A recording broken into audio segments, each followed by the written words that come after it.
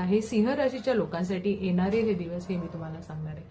सिंह राशीच्या लोकांसाठी येणारे हे दिवस थोडेसे त्रासदायक जाऊ शकतात, कारण शनी हे तुमच्या अष्टम घरामध्ये बसलेले. अष्टम घरामधला शनी हा तुमच्या तिसऱ्या दृष्टीने तुमच्या कर्मघराकडे बघत आहे. कर्मघराकडे बघत असल्या कारणाने तुम्ही बघाल की खूप वेळा लोकांची ट्रान्सफर होऊ शकते, कामामध्ये परिवर्तन होऊ शकतं, त्याचबरोबर डिपार्टमेंट तुमचे चेंज होऊ शकतात. म्हणजे थोडक्यात असं की कामामध्ये तुम्हाला सडन चेंजेस दाखवतील. त्याचबरोबर बॉस बरोबर तुमचे संबंध जे आहे ते थोडेसे मतभेद होऊ शकतात, थोडेसे तुम्हाला प्रॉब्लेम होऊ शकतो.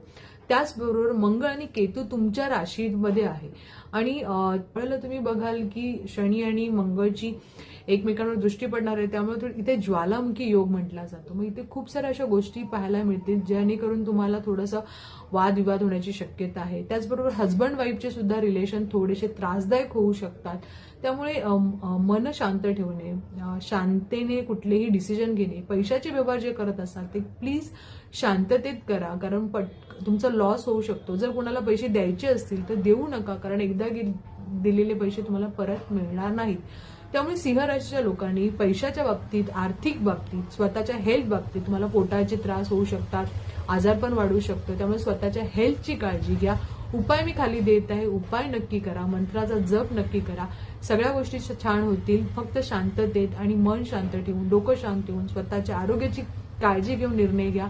नक्कीच चांगले दिवस असतील. Best of luck.